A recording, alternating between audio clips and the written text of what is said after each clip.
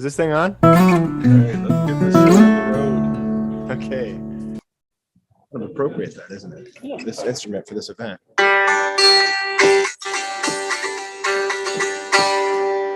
Welcome to episode number 27 of the Coffee and Carving Show. Today we have the fantastic Vic Hood, a legendary woodcarver who I've been a fan of for about as long as I've liked woodcarving. No, thank you very much.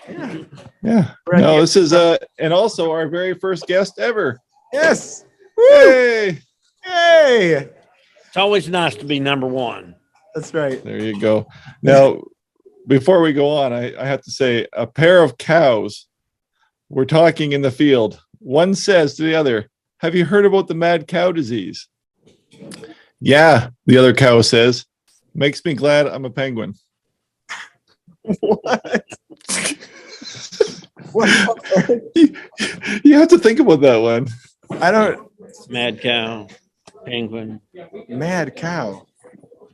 No. No. Okay, No? I got it, Doug. There you go, Vic. All right, one more. A teenager brings her new boyfriend home to meet her parents. They're appalled by his haircut, his tattoos, and his piercings.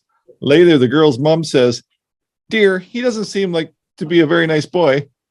"Oh, please, Mom," says the daughter. "If he wasn't nice, would he be doing 500 hours of community service?"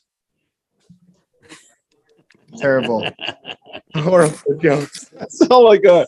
Oh, right in the garbage can. Back to the the pick and stick.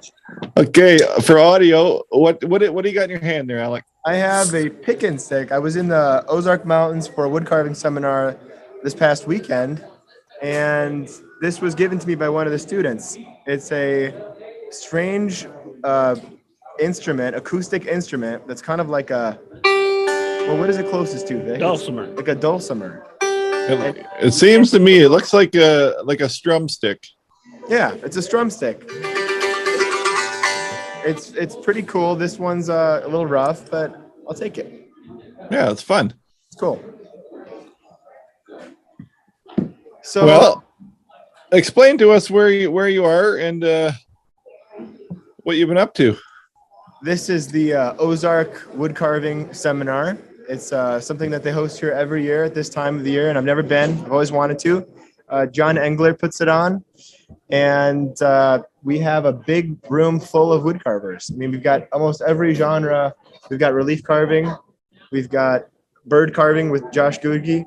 Is that how you say his name? That's right. We've got Vic Hood's class here carving life-size busts. And if you look, I don't know if you can see behind Vic, you probably can't. Maybe if I lift you for all those visual people. He's doing literally full-size busts. That one's covered by a plastic bag to keep it from cracking, right? Yeah.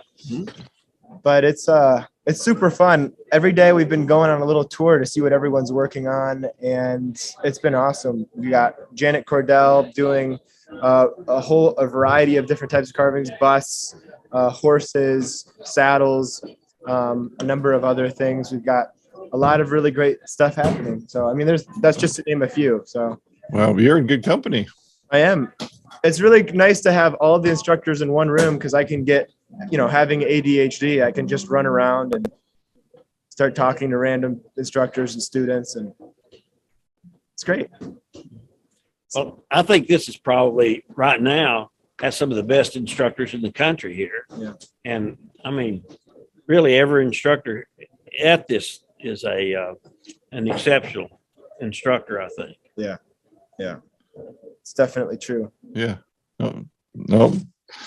So Sounds great. that's as far as coffee, neither of us, we don't have any coffee, do we? No, we've had coffee. We've had coffee though. Do you have coffee this morning? No, I haven't had coffee today. Yeah. Unfortunately. Yeah. Well, I've had probably I've had enough to make up for both of us.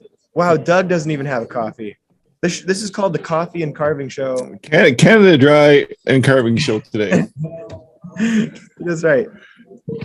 So yeah, I haven't had any coffee in the last couple hours. So we'll be sleeping well tonight. But really, I guess is getting right into the what we've been up to thing. That's what we're up to. What about you, Doug? I'm just back from a camping trip. I spent 4 days in a yurt. All right. A little bit north of me here, and it was great. Right where I am right now at home, like very little snow left. And driving north, it's just like we hit a wall, and I spent the weekend right in total winter. Right.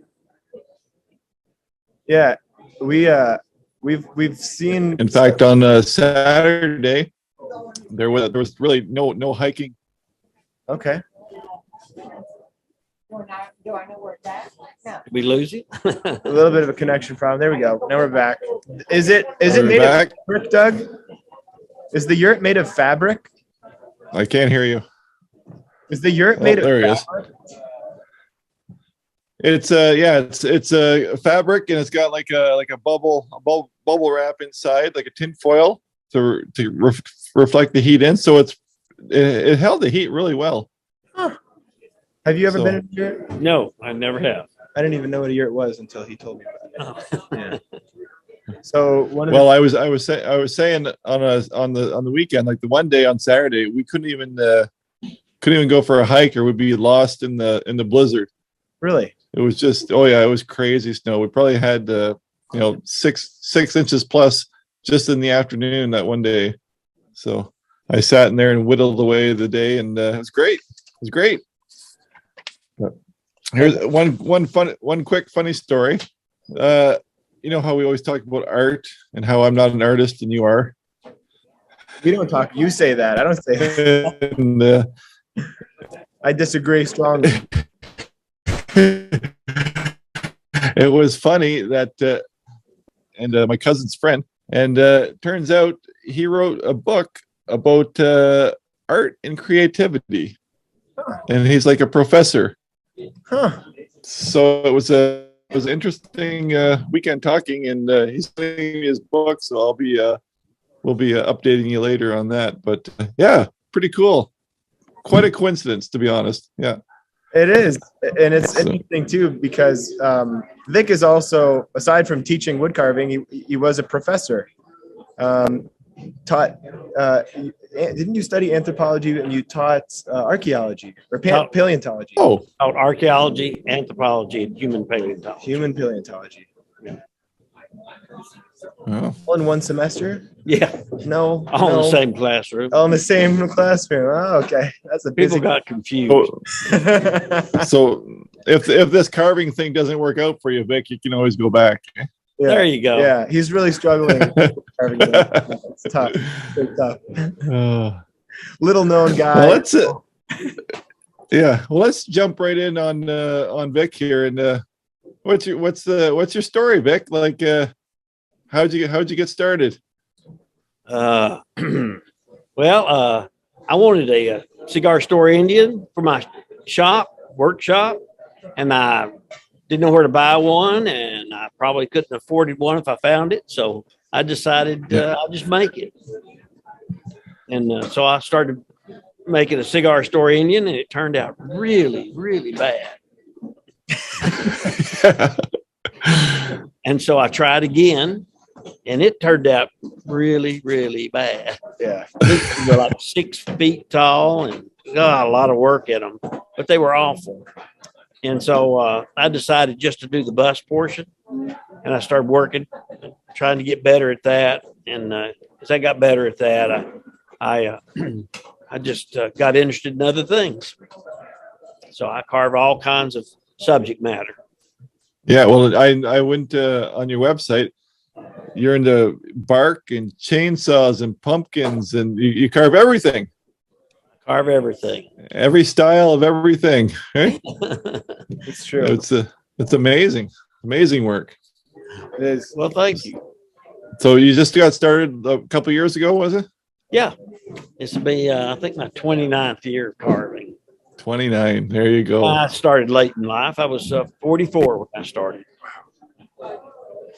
So when Alec gets to be your age, he'll be as good then.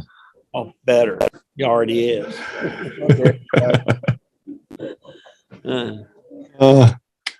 That's very good. Very good. So you carve all these things. So you're teaching bust carving this week. Right. That's what I mostly teach. I travel around the country teaching bust carving and mask carving. So Okay. as long as it has something to do with the human face, Yeah. that's what I'm into. And I've studied the human face pretty hard for 29 years. Yeah. I'm about to learn something. Hey, never quit learning. You never. No. Some No, of the that's, things I found to be interesting. I worked so hard for so long to make things anatomically correct. And now I'm finding that those things that are anatomically correct and perfect are uninteresting. You really need to have something about the piece that gives it some pizzazz. And a lot of times that pizzazz comes from asymmetry, and it comes from, not making things perfectly correct. Yeah. But it has to be done so in just the right way, or it'll look like it's a mistake. Yeah. You have to understand the real anatomy to be able to create those kinds of deviations. So it's probably fair to say you carve more realism. You don't really do much goofs, not much characterism. You're pretty pretty much stay with realistic human carving. Yeah, that's what I enjoy doing most, and that's what I'm still learning. Well, aside from wood carving, Vic has an incredible story about kind of a sad story about the day he became a hero. And I was just curious if you could tell that. I figured Doug would want to know about that. Yeah, I figured everybody knew the day I became a hero. I was carving in Converse, Indiana, and the Converse group up there, they own a 10,000 square foot building that has 30,000 square foot building. It's 10,000 square feet per floor, and they have 3 floors. And the carving club bought that building for $1 from the city of Converse, Indiana, and with a promise that they'd fix it up, which they've been doing. They've been fixing it up. They've been getting grants and, all kinds of things. So it's really helped out a lot. That's $20. Anyway, I was there. I was there teaching a class, and the place rolls up at night. It's 6:00, everything shuts down.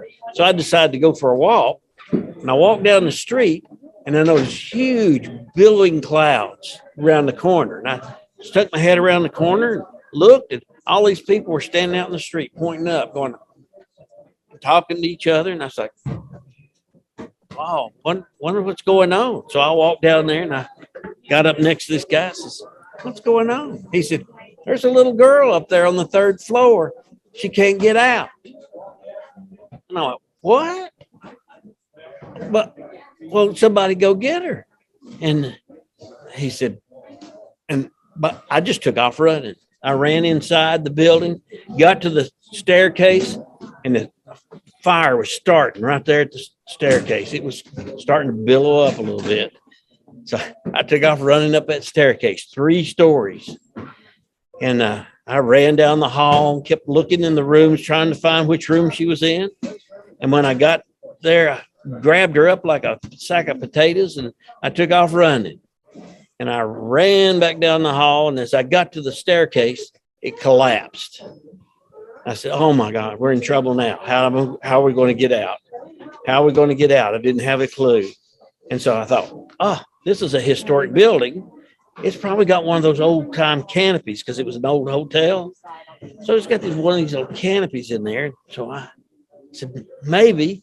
So I ran on down the hall and then went in and opened up the window, which was horrible. Well, it wasn't a mistake, but it was a horrible situation because as soon as I opened up the window, all the terrible smoke, and it was just, you couldn't hardly breathe. So I looked out, and sure enough, there was a canopy down there. 3 stories down.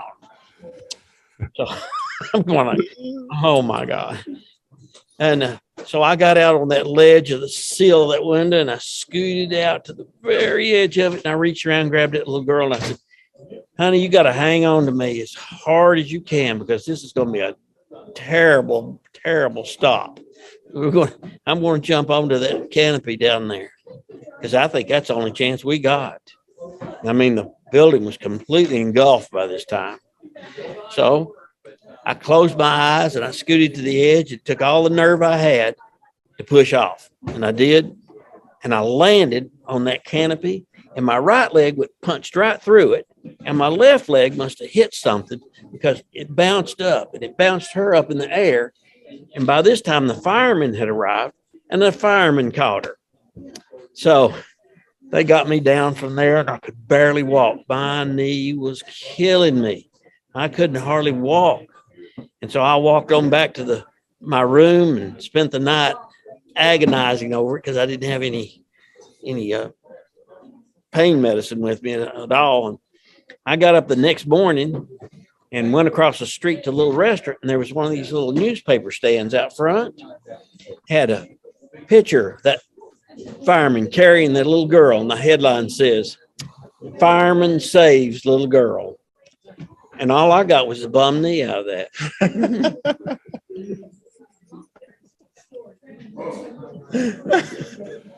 Oh dear.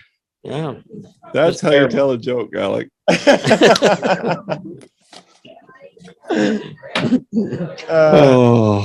Well, there was also a situation surrounding there's a few things that you had mentioned to me before, but you were introduced to a NASA scientist.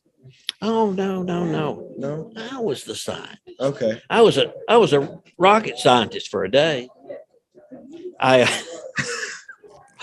My daughter had been going to NASA camp. She bought me a NASA hat, and I was working in Arizona restoring Fort Apache and John Hopkins' first hospital ward. And then, so it was pretty cool project. But anyway, I was flying back and forth about Arizona, and I was wearing that hat, and I was swinging down in my seat in the airplane. And the lady said, "Oh, you work for NASA?" I said, "Yes, ma'am, I do. I'm a rocket scientist." And I said it like that, thinking that she'd think it was funny, but she didn't crack a smile. And so I said, actually, I'm not a rocket scientist. I make liquid metal fuels for the aerospace industry. And she seemed to get real interested in that and started asking me questions. I said, "Oh, yeah, this is part of the LMFBR project, the liquid metal fast breeder reactor." And she said, "Really?" I said, "Yeah, the CRBRP program, the one they're having there in Oak Ridge." And we got to talking about it. She asking all kinds of questions. I was telling her, "Oh, we're having to use that old crappy uranium-238. They had that reactor there back when they made the first atomic bomb, but they were using uranium-238. And of course, they're moved way on past 238, 235, other types of plutonium now. But we have to use that old junk because we're just, we're the stepchild of the research departments and stuff." And I told her that I went to work in a place we call the criticality facility. And this was the worst part because I have no idea what I was talking about.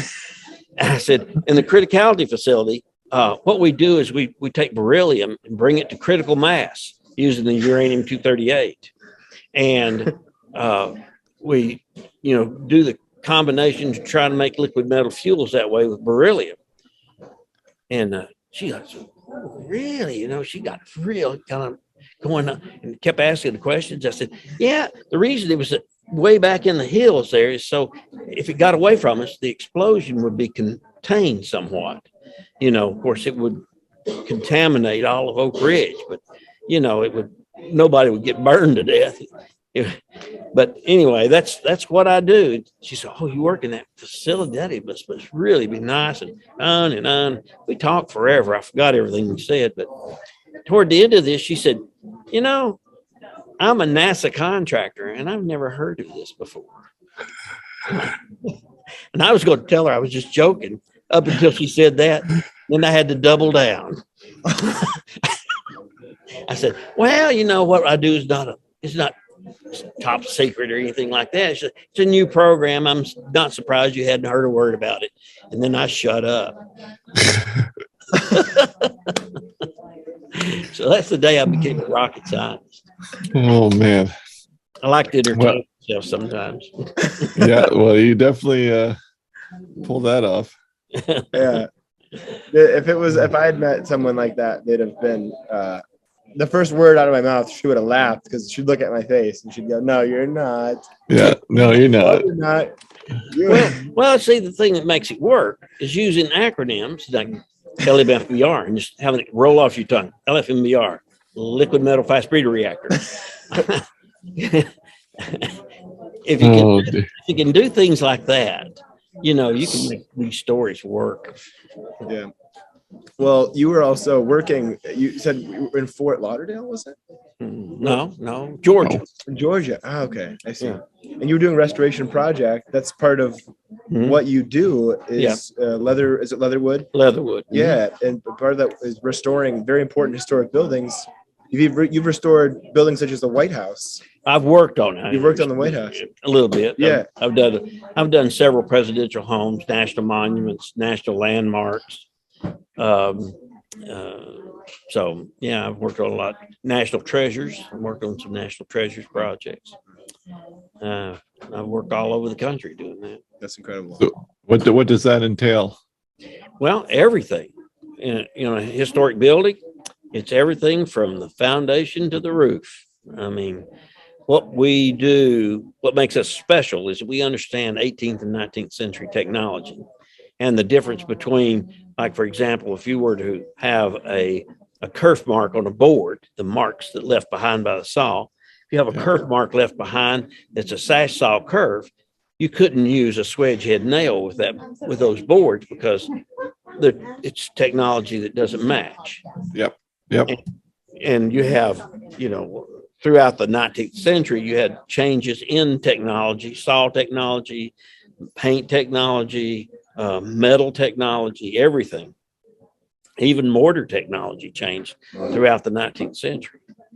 And so what we do is we can analyze that sort of thing and reproduce it. Oh, but you're not putting lead paint on things again, are you? No, we're not doing things like that. When it comes to colors, what we do is microscopy analysis of the existing paint and chemical analysis as well. And we find out what the initial constituents were and are able to reproduce the paint exactly as it was. Wow. Mm-hmm. Wow. Well, I'll put a lot of modern day carpenters to shame. Well, it's not just a carpentry job. We're restoration specialists. Right. We have to understand graining and marbleizing and all kinds of finishes that were very common in the 18th and 19th century, some of which you don't hear of anymore, like the use of gutta percha, oilcloths, all that kind of stuff. You said there was a home that you were asked to visit that had some work, and you had noticed something about it. Was it the wallpaper? Oh, yeah. Now, the Bank of Boston sent me a video and asked me if I was interested in looking at their project. They had a house in Bolivar, right outside of Bolivar, Tennessee, Grand Junction. That's what it was, a little town called Grand Junction. And I said, well, sure, I'll go look at it. And I went down there and found this incredible place. It was on 18,000 acres of land, which had been cut down it was 28,000 acres originally, and they'd sold off some of it to help bolster a money market thing to maintain it, you know. So a trust, I guess, basically. And the Bank of Boston was in charge of the trust. But I went in this, I met the doctor of pigs and the doctor of corn and all that. It was used as an agricultural experiment station. And it was a great operation there. And these guys were really sharp, but they really didn't know anything about historic buildings. And I went into the building and looked around. And I said, my gosh, this is very expensive wallpaper. They said, yeah, we know it's really expensive. Somebody told us that. I said, you really need to take care of this. And I pointed out a few things wrong with it. And I went into the next room and I like fell over because they had 2 repeats of a wallpaper known as La Gracias. And La Gracias won the gold medal award at the Crystal Palace exhibition in 1851. And there were only 2 partial copies, 2 partial repeats, I should have said, that survived. And one of them is in Super Hewitt and the other is in the Louvre in Paris. Wow. And I said, I can't believe this is 2 full copies. There's not even a full copy known to exist in the world. And you got 2 full copies of this. And I said, man, this is really important paper. Wow. They said, yeah, we thought it was really good stuff. And I said, that paper in the hall, did you know how expensive we're talking about? They said, oh, we thought it was worth probably $3,000. And I said, you're right. $3,000 a roll. And you've got about 20 rolls out there. That's some expensive paper in the hall. And this is worth more than the house. And they went, you're kidding me. I said, no, this is like a Rembrandt of wallpaper. And I said, you hadn't had anybody touch it, have you? They said, well, we had a local artist come in and do some work on it. I got back to the office and I called Veronique de Bougnac at the Museum des Architifs at the Louvre, told her what I'd found, and she couldn't hardly believe it. And she got on a plane and came over. Really? Yeah. I took her down to this place, and it was, we went from interstate to state highway to county road to dirt road to get to this place. And when we got there, she stepped in, and it wasn't 2 seconds. She said, it's been changed. I said, oh my gosh. She said, yeah. I think she's the one who gave me the Rembrandt version. She said, you wouldn't put a mustache on a Rembrandt painting. Somebody has added this. And she said, see, there's a bird there. It's on this repeat. It's not on this one. It's on that one.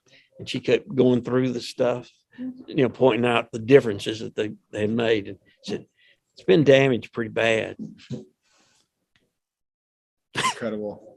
That's the kind of stuff we know about, Yeah, exactly. Yeah. We're going to call General Carpenter, I guess, and have him come in and say, how about this? It's something we are familiar with the technology. Yeah. Imagine how much stuff has gone to the dump for lack of knowledge. That's, yeah. Yeah. Pretty remarkable.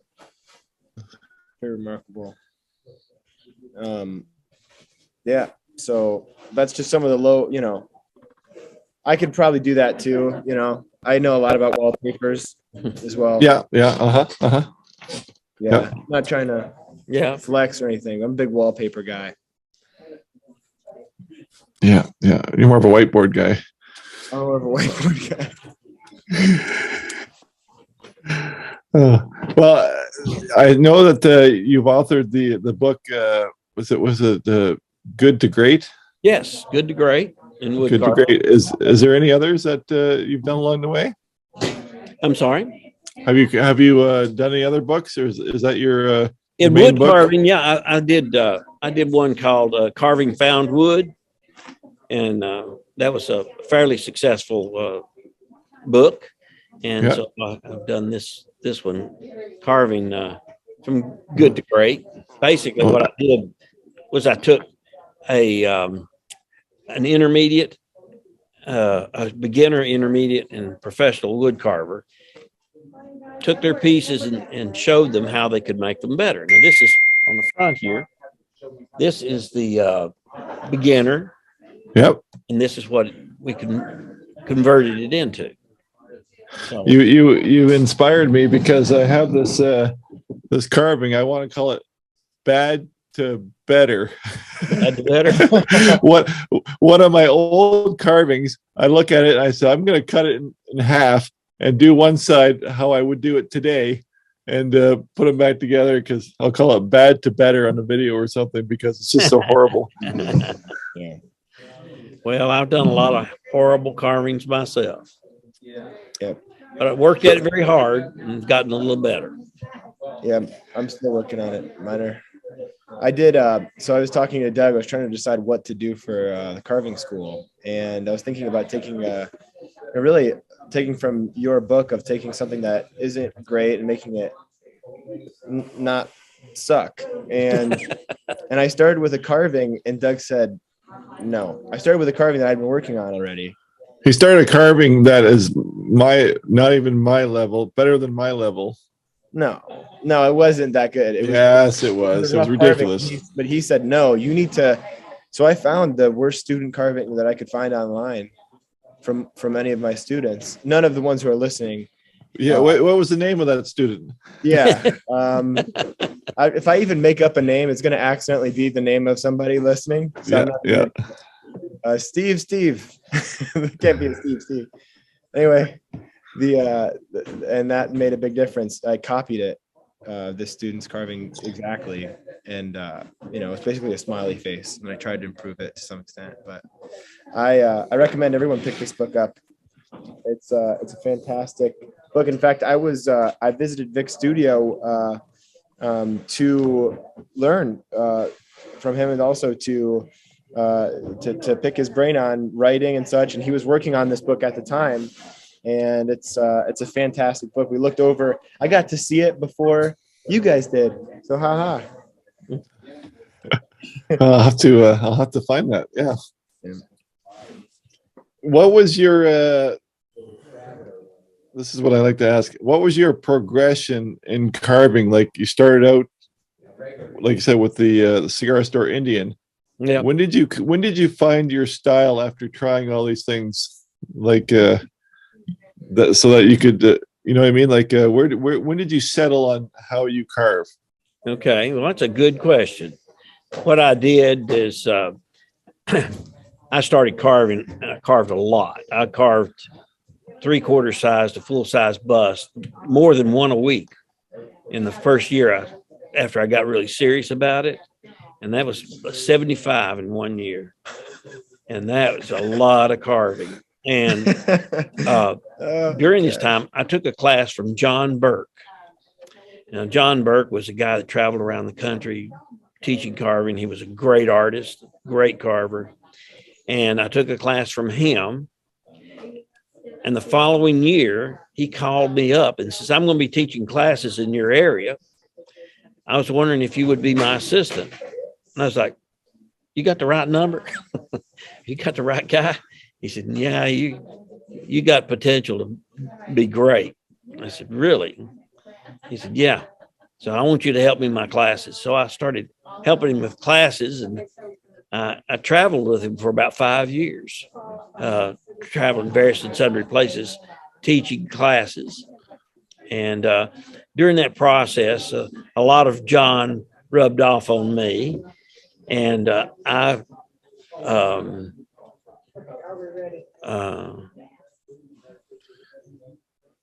guess I guess that's how I developed my style, just practicing and, taking some from John, taking some from other people. I mean, I even borrow ideas and information from, people like Alex here.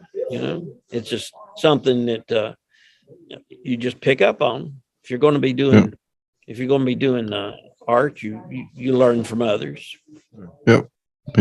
No, I always ask that question because I'm only like 5 or 6 years into carving, and I'm still all over the map. I haven't just night and day from day to day, and I haven't really found that little thing. So I always ask people that. It's because when people, whose carvings that they are, right? Like when they develop their style, and it's just cool to see. Yeah. I've learned a lot from Vic, and just seeing him, even just being next door here and seeing him teach and how he demonstrates and the way that he presents is truly it's fantastic. I mean, I think the only thing that rivals his carving is teaching, and that's why he has such a reputation. I think is he's an incredible carver, but he's also unusually also an incredible teacher, which you see a lot of times.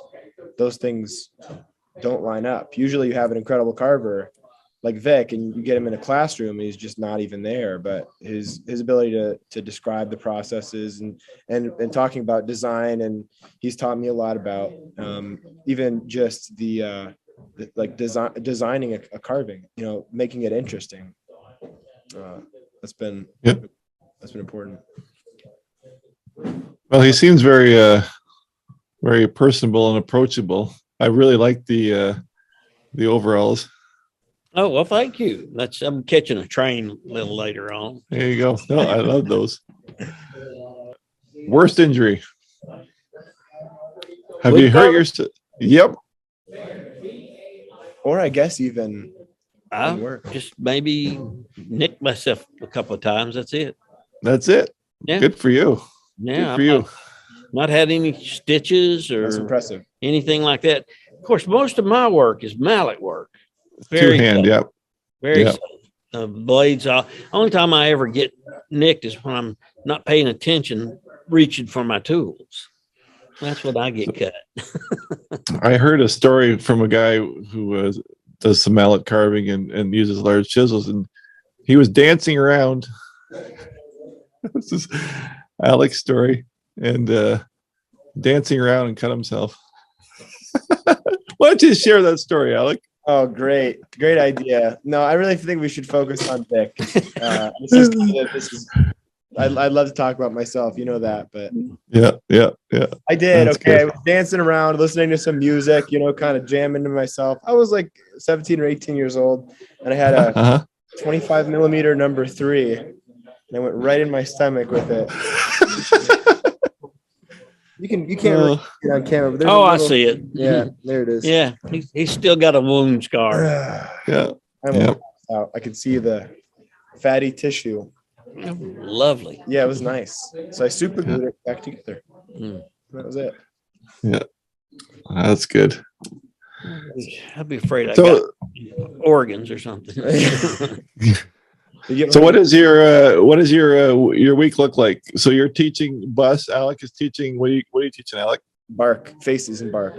Faces and bark. And how long are you teaching it for? It's 5 days. 5 days. Yeah. 5 days. Are these full days? They are very full. Yeah. Wow. We're a little early today. We cut off a little early today to talk to you. Yep. Wow. Well, that seems like people are getting their money's worth then. Oh yeah. I'd love to sit through a week of teaching.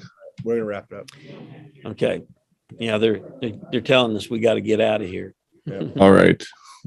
Well, anyway, if that's a wrap, then it's good to meet you, Vic. And Well, good to meet you, Doug. I hope to do so in person one day. I hope so too. Yeah. Maybe even Alec. We've still never met, him and I. Is that true? Yeah. Yeah. Yeah. Yeah. We've recorded 27 podcasts together, and we've not met. Yeah. So. Yeah. And the desire is getting less and less. Less and less. Yeah, that's true. I agree. Well, thank you again, Vic. Appreciate you taking the time out of your dinner to meet with us. Okay. Yeah. Yeah, for sure. Thanks, Vic. All right. All right. You guys take care. All right. See ya. Bye-bye.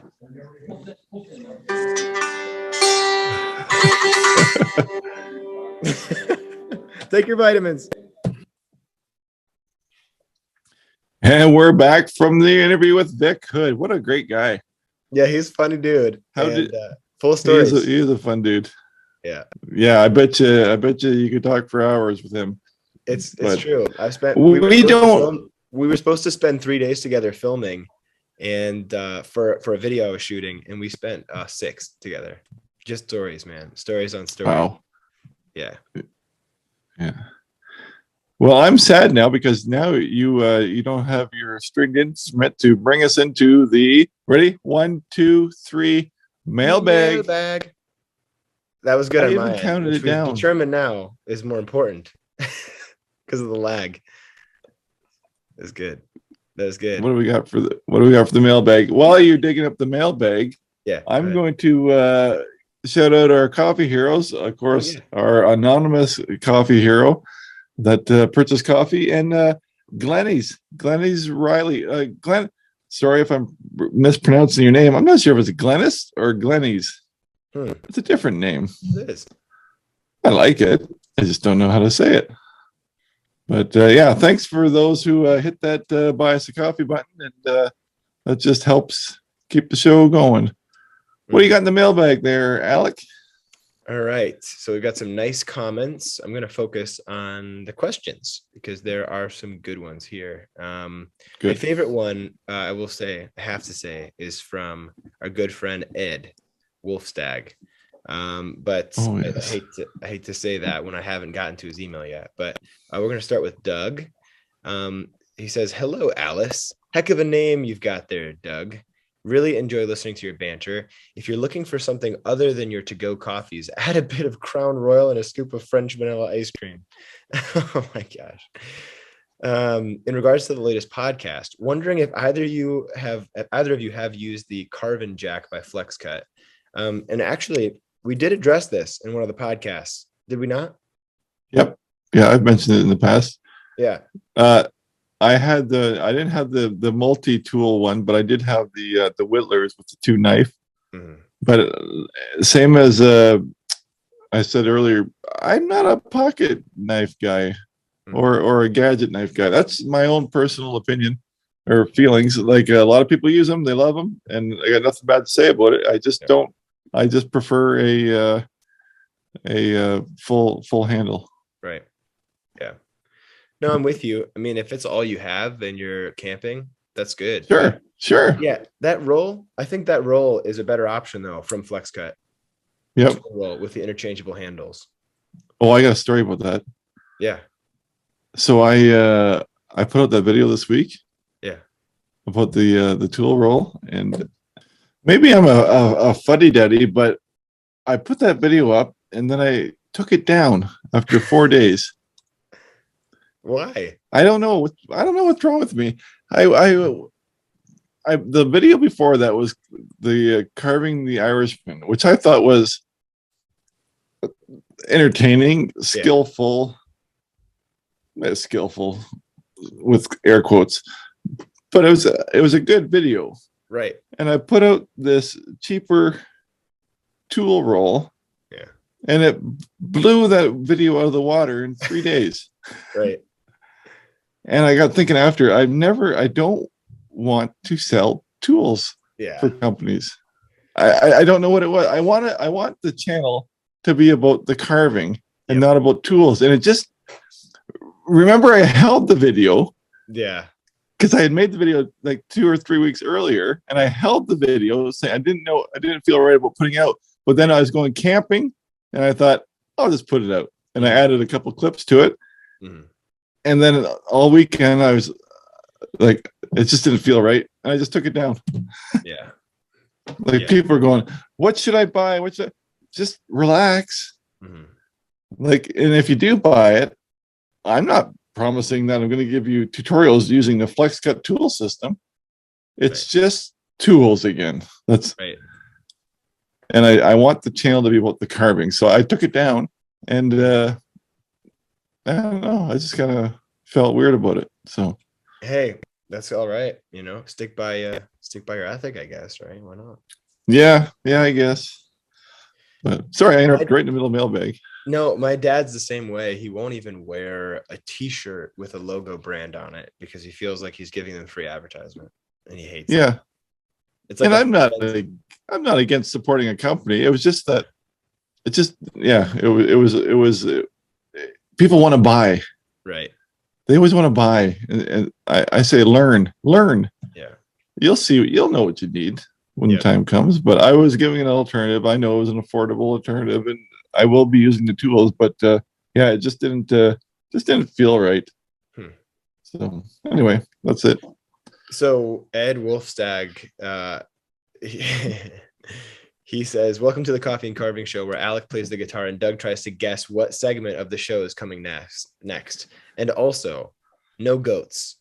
Comment. Doug, you mentioned that the eyes on your Bart carvings are painted. They're amazing, bordering on freaky, especially the Irishman.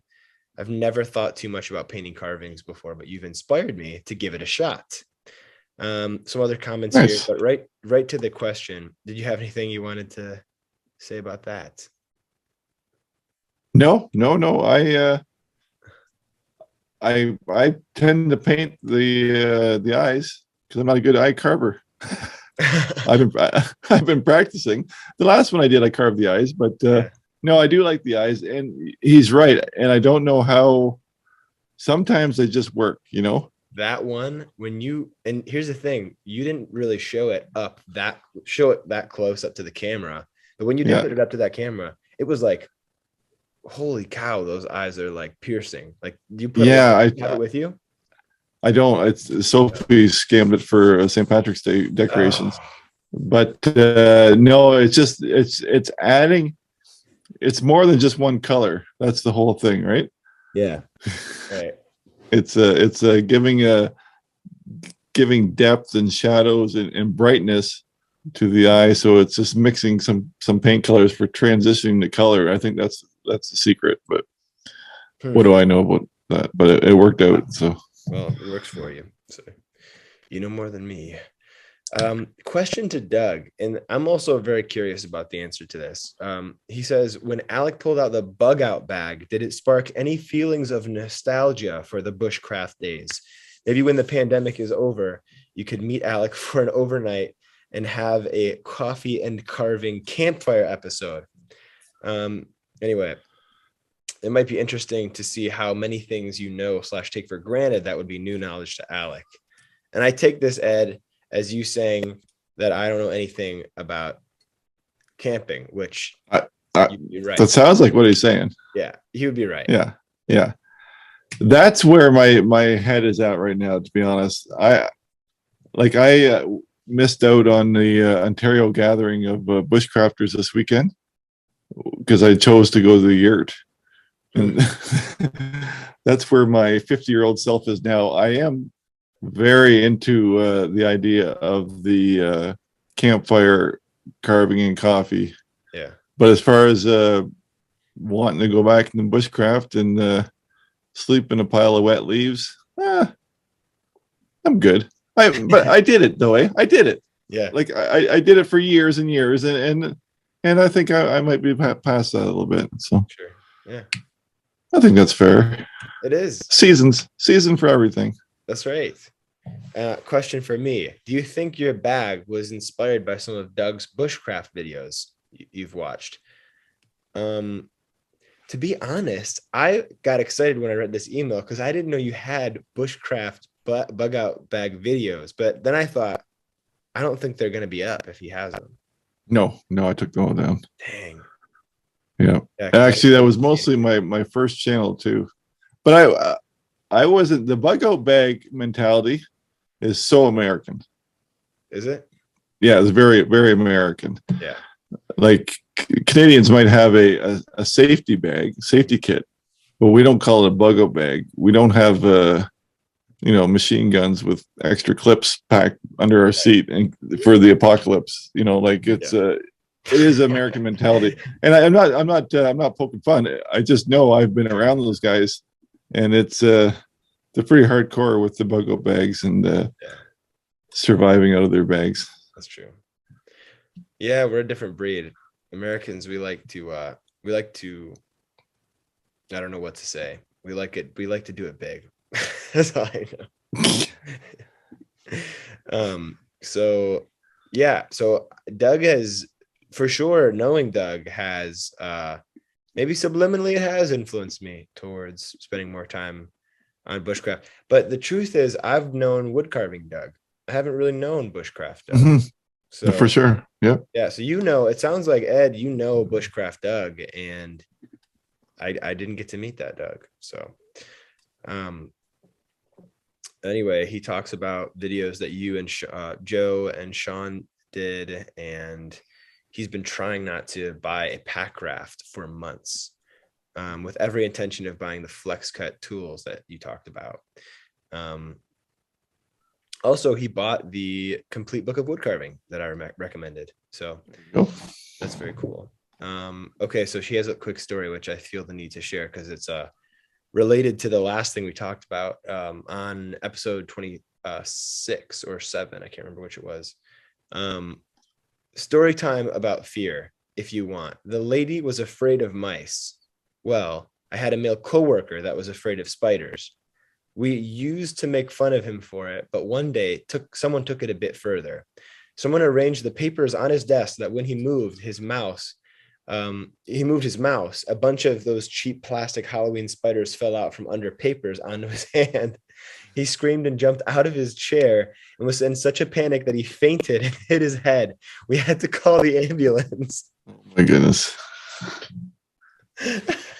There was an investigation and no one knew who did it, but we were told it was grounds for termination. Bottom line, fear is real, and you never know when a harmless prank can backfire and seriously harm someone. That's why you need to be the sleeper prankster. Like, be the one that nobody would ever expect. Yes. And just enjoy it from a distance. Right?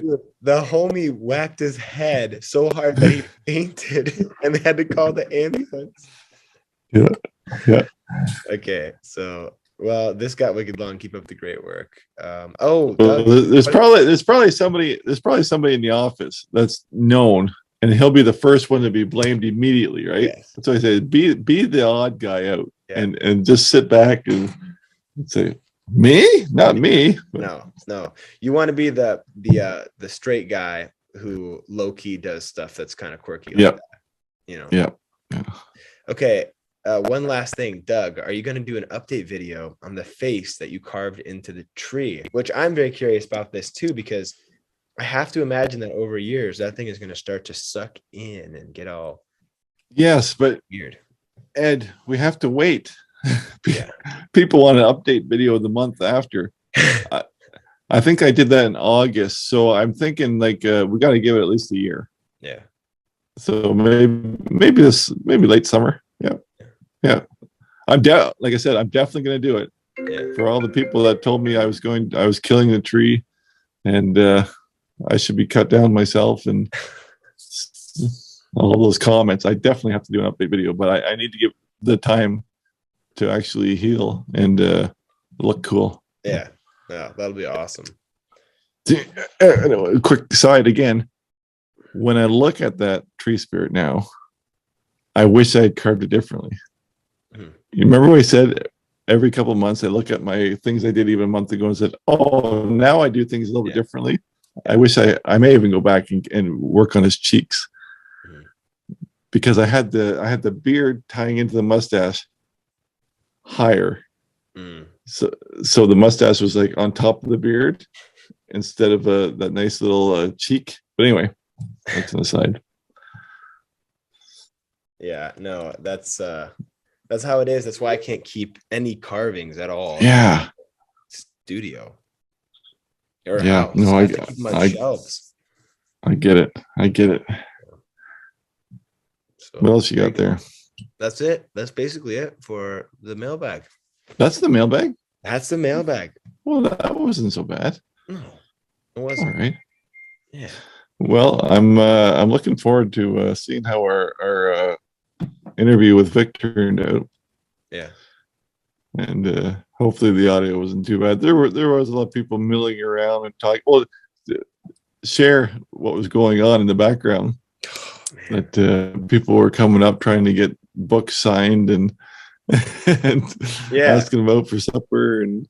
Oh yeah, no. I mean, these two different groups of people. Yeah, two different groups of people walked up to him while we were filming the podcast with a warning, someone coming up to them and saying, hey, they're recording a podcast right now. They still came up anyway, because I feel like these people, maybe they were older and just didn't know what a podcast was, because they just walked up and they were like, oh, he's doing a podcast? Great. Doug, are you available? Or Vic, are you available for dinner tonight? Like, I have him booked for you. Here's your check, by the way. But it's like, yeah, it was pretty obnoxious the whole time. And there was at least 4 or 5 people that came up during the podcast. Yeah, I saw that. I saw the eyeballs darting around. And So, anyway, that was our first guest. So yeah, we'll see how it turned out. Yeah. But that's the show. Oh no, it's not the show. I'm wrapping it up here and we're not done yet. Oh, we have the media portion. That's right. But we don't. Normally you'd have your guitar out and playing something, and that was my guitar portion. have you been following any media, reading anything? What you been up to, listening to, Taken in?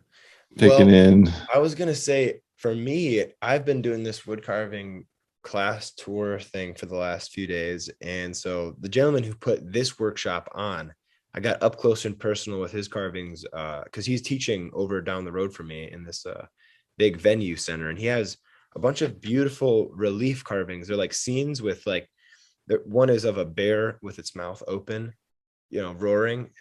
If bears roar, I don't know, growling. What do bears do? Anyway, it was amazing. Like, and I started to remember, holy crap, John is not playing around. His name is John Engler, and he comes from like a long line of wood carvers. His father was a wood carver, I believe his grandfather, and they did a lot for the wood carving community. So you can check out John Engler. He actually puts on the Ozark's wood carving seminar. So if you're in town next year around this time, well, at this time it's March 15th, 2022. But yeah, if you ever get the chance and it's around March, check out that event. Cool. Yeah, I'm telling you, seeing that today, like I would love to attend something like that. Yeah. This is particularly cool though. This is a good one. Yeah, no, it's really cool. But before I give you my little media, I'm going to finish the mailbag that Alex skipped. I just went back and checked, and I said, that doesn't seem like enough mailbag. I remember catching something here. And Cody wants to know, would we be willing to discuss our favorite ways of hanging or mounting our cottonwood bark carvings on the wall? Like an example, picture hanging hardware, or just drill a hole, hang it on a nail. I've been working on smaller pieces and just glued magnets on the back. That works for tiny ones. Mm-hmm.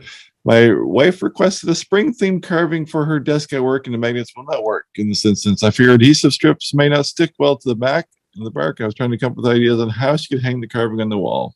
Mm-hmm. There you go. So let her fly, because I have a couple thoughts, but I'll give you a chance to talk. Yeah.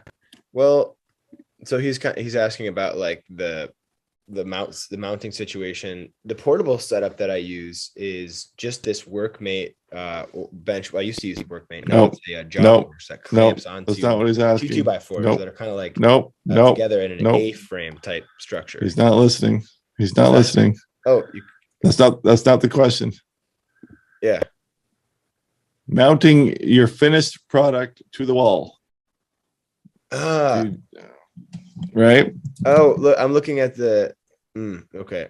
This is something that I struggle with myself, but now, how do you affix your carvings to the wall? That's the question. Not how when you're carving. So the fixture I use is really just a hole cut in the back, just a notch for the carving to hang on. Yep. So the problem that I found, I went back and forth on this too, and I did try the mounting hardware. Mounting hardware always has like a little alligator clip on the back, and but it keeps it away from the wall. Yeah. So it hangs out. You want something that fits tight. The problem with drilling a hole, especially on cottonwood bark, is you got to have that balanced perfectly to just drill a hole.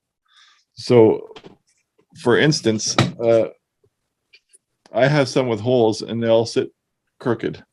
So I went back, like Alex said, and I just put a little notch in the back of my carvings, but I made it 1.5 inches so that you can find the balance point, right? And you can do that with a number 11. You can do that with a Dremel.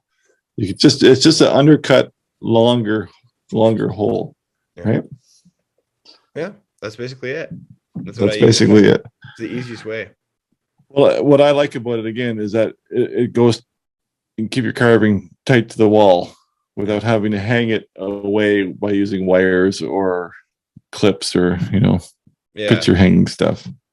Yeah. Okay. So I'm reading this and I'm seeing he's saying mounting cottonwood bar. I heard mounting cottonwood bar carvings wall, and I'm thinking, well, you don't mount it to the wall, silly. You mount it to a fixture board. Yeah. So there you go. Okay. Back to the media. Totally not carving related in any way. And the truth is, I was away for 4 days, watched next to no media whatsoever. I just whittled and ate and hiked. But I found before I left, it's called the YouTube channel is called Box Lapse. Box BOX Lapse LAPSE. And all it is time lapses of all different kinds of plants growing from seed. Yeah. Like a year's worth. Watching all these different kind of plants just start from a seed and then just growing over a year. That's cool. It's amazing. It's super cool. He's got a whole bunch of videos, and I pretty well watched everyone. Box Lapse. Box Lapse. So I'll check that out. very interesting. Yeah. Done. So that's all I got. Yeah. Well, there you go, folks. So there you go, folks. A very different type of podcast today. Yeah. A little bit of this and that, and yeah, we'll be back to normal next week with episode number 28. So thanks for hanging out with us this long, and be well. Take your vitamins. Eat your vitamins. I was gonna say that. Eat your vitamins. That's right. The second time you've already said that. So, all right, guys, take it easy. Bye.